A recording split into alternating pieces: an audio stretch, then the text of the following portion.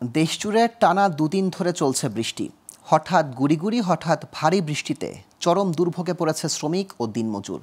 একদিকে স্থল নিম্নচাপ, অন্যদিকে ভারী বৃষ্টি ও উজান থেকে নেমে আসা ঢলে আবারও তলিয়ে যেতে শুরু করেছে দক্ষিণাঞ্চলের ৮ জেলার নিচু এলাকা।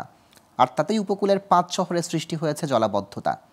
এছাড়া দমকা হাওয়া ও ভারী বৃষ্টির কারণে দেশের সব সমুদ্র বন্দরকে দেখাতে বলা হয়েছে ৩ নম্বর সতর্ক সংকেত। প্রতিনিধিদের তথ্য ও চিত্রের ডেস্ক রিপোর্ট।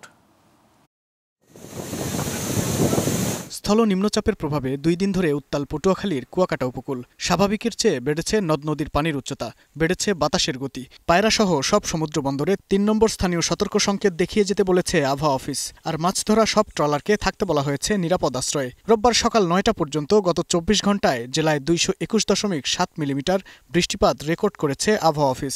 টানা বৃষ্টিতে জনজীবনে নেমেছে ভোগান্তি, আর নিচু এলাকায় তৈরি হয়েছে জলাবদ্ধতা। তলিয়ে গেছে অসংখ্য মাছের ঘের, পুকুর ও আমন ক্ষেত। দুশ্চিন্তায় পড়েছেন আমন ও সবজি চাষিরা।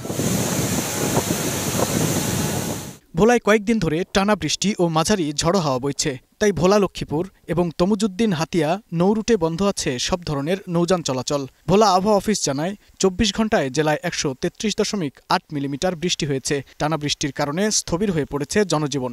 এদিকে স্বাভাবিক জীবনযাত্রা বন্ধ হওয়ায় নিম্ন আয়ের মানুষ পড়েছে চরম বিপাকে, আর পানিবন্দী হয়ে পড়েছে বিচ্ছিন্ন চরাঞ্চলের মানুষ। আরও দুদিন এমন বৃষ্টির আশঙ্কা রয়েছে বলে জানিয়েছে ভোলা আবহাওয়া অফিস।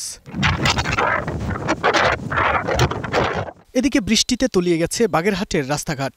এতে বিপাকে পড়েছেন খেটে খাওয়া মানুষসহ পেশাজীবীরা। বাগেরহাটে ৩ নম্বর স্থানীয় সতর্ক সংকেত দেখাতে বলেছে স্থানীয় আবহাওয়া অফিস। টানা বৃষ্টিতে নিম্নাঞ্চলে জলাবদ্ধতা তৈরি হয়ে চিংড়ি ঘের তলিয়ে যাওয়ার আশঙ্কা করছে চাষিরা। এছাড়া বৈরী আবহাওয়ার কারণে স্বাভাবিক কাজকর্মও হচ্ছে না। মোংলা আবহাওয়া অফিসের ইনচার্জ মোহাম্মদ হারুনা রশিদ বলেন, নিম্নচাপের কারণে বৃষ্টি ও ঝড়ো বাতাস অব্যাহত আছে। ২৪ ঘন্টায় বাগেরহাটে ১১৫ মিলিমিটার বৃষ্টিপাত রেকর্ড করা হয়েছে। Global television news desk.